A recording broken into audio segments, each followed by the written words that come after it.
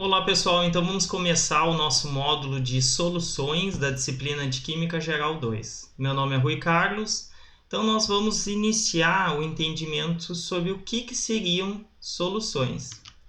Então, o que a gente precisa ter em mente? Que a grande maioria das substâncias se encontram no nosso planeta, elas se encontram na forma de uma mistura. E eu trago aqui alguns exemplos, como por exemplo a água do mar, né? A água do mar, ela é uma solução, né? Onde eu tenho principalmente a água, né, como solvente, o cloreto de sódio como sal dissolvido, mas também tem o cloreto de magnésio, o sulfato de magnésio e o próprio oxigênio dissolvido. E o que acontece? Esse oxigênio dissolvido é crucial para que eu tenha a vida marinha, né? No caso dos peixes que necessitam desse oxigênio dissolvido. O ar que a gente respira também é uma solução, né? É uma mistura de vários gases, tendo como principais o nitrogênio e o oxigênio. O latão, por exemplo, aqui no saxofone, ele é uma mistura, né, homogênea de cobre e zinco. Aí pode ter vários outros, a aliança 18 quilates, né? Um café que a gente faz, né? O café ele é uma mistura de água, né, como solvente, o pó, se for um café solúvel, açúcar ou adoçante, e que vai se formar uma solução, né, que a gente não consegue distinguir aqueles componentes. Então, vocês viram que eu falei mistura, falei solução, mas o que seria a diferença entre ambos? Então, eu posso ter as misturas homogêneas e as misturas heterogêneas. O que seria uma mistura heterogênea? Então, aqui a gente pode ver um exemplo, né? Onde eu tenho aqui na parte superior, eu tenho uma fase, ou seja, o que seria uma fase? É onde eu não consigo distinguir nenhum dos componentes presentes aqui. Eu consigo enxergar apenas esse líquido amarelo. Aqui embaixo eu tenho uma outra fase, que é a água, e aqui uma terceira fase. Nesse caso aqui, né, eu sei quais são os componentes, então eu posso dizer que são 3 componentes: a água, a areia e o óleo. O óleo, por ser menos denso, ele fica flutuando, a areia mais densa e a água como intermediário. Eu também posso dizer, porque aí visualmente eu consigo distinguir 3 fases. Já uma solução é um exemplo de uma mistura homogênea, onde eu misturo, né? Então, por exemplo, aqui eu tenho água e eu vou misturar sulfato de cobre e vou obter essa solução, que é uma mistura homogênea, né? Com essa coloração azul. Eu vejo apenas uma fase. Então, o que caracteriza a solução? É eu não distinguir as fases presentes. Então, aqui eu só tenho uma única fase. Desculpa, não distinguir os componentes presentes. As fases é obviamente porque eu só tenho uma. Tá bom? Então, o que a gente pode observar a partir daí? Agora a gente vai trabalhar basicamente com soluções, né? Então, a solução são misturas de 2 ou mais substâncias que apresentam um aspecto uniforme, ou seja, caracterizado por ter apenas uma única fase. Eu posso olhar contra a luz e eu não vou observar nenhuma outra fase a não ser aquela que eu estou observando. Então, uma solução ela é sempre composta, né, por um solvente, que é a substância presente em maior proporção, e eu tenho também presente na solução o soluto, pode ser mais de um, substância presente em menor proporção. Tanto solvente quanto soluto eu posso ter mais de um, né? Mas, por exemplo, aqui nesse caso eu vou trazer o café que eu recém tinha falado. A solução é o café, a bebida que a gente toma. Já o solvente presente aqui foi a água que eu aqueci. E quais seriam os solutos? Seriam o pó solúvel, né? E além disso, o próprio açúcar ou adoçante que eu utilizar. Então, mesmo aquele café de passar, o que eu fiz? Eu tenho aquele pó, eu passo a água, extraio as substâncias solúveis em água, né? E aí eu tenho um líquido de coloração preta ou marrom bem escuro, né? E ali eu ainda adiciono açúcar. Então eu tenho uma mistura de vários componentes que são solutos, né? Que eu vou chamar de café porque são os que são extraídos a partir do pó, e a água como solvente. Bom, nem toda substância tem a mesma solubilidade em água. Então vamos supor, eu trago aqui, por exemplo, o cloreto de sódio e a sacarose. Ambos têm solubilidades diferentes em água. Por quê? Olha só, substâncias diferentes se dissolvem em quantidades diferentes numa mesma quantidade de solvente na mesma temperatura. Como a gente vai trabalhar agora basicamente utilizando a água como solvente, vamos pensar na água. Então aqui, ó, o exemplo que eu trouxe, então, o cloreto de sódio ele apresenta uma solubilidade de 36 gramas para cada 100 gramas de água a uma temperatura de 20 graus Celsius. Já a sacarose, né, o açúcar, ele apresenta uma solubilidade de 200 gramas para cada 100 gramas de água à mesma temperatura. Então, o cloreto de sódio e a sacarose, eles apresentam solubilidades distintas numa mesma quantidade de água, que nesse caso aqui são 100 gramas ou 100 mililitros, 100 ml. Por quê? Porque a densidade da água é 1. Depois a gente vai voltar a falar um pouco sobre densidade. Mas, então, nessa mesma quantidade de água eu consigo solubilizar quantidades diferentes. Esse valor aqui é o máximo que eu posso dissolver deste soluto nesta quantidade de água a essa temperatura. Essa quantidade eu chamo de coeficiente de solubilidade, que é a quantidade máxima de soluto que conseguimos dissolver em uma determinada quantidade de solvente a uma mesma temperatura.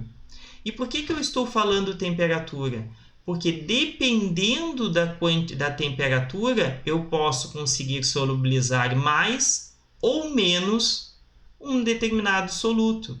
Porque os solutos eles têm essa característica de aumentar ou diminuir, geralmente aumenta, mas não é uma regra, a sua solubilidade quando eu aumento a temperatura.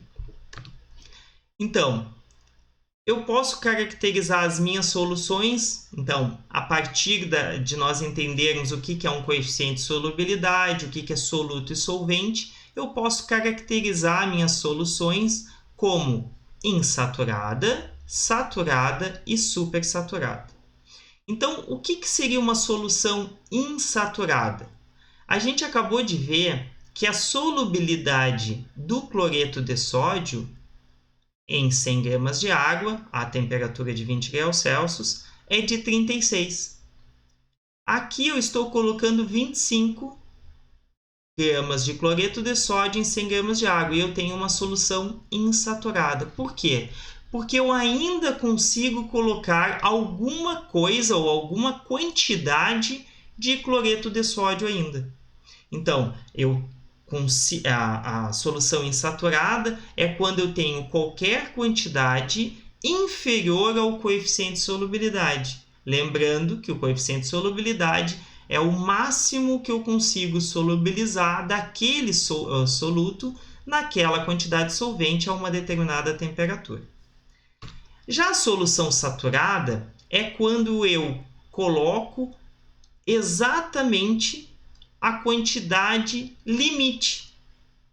Ah, professor, mas tu disse que o máximo que se consegue é 36 gramas. E é. Olha só, se eu colocar 50 gramas de cloreto de sódio em água, eu vou misturar e, estando a 20 graus Celsius, por mais que eu misture, eu vou misturar e deixar aquela solução descansar. Quando ela descansar, todo o excesso, exatamente 14 gramas, forma um corpo de fundo.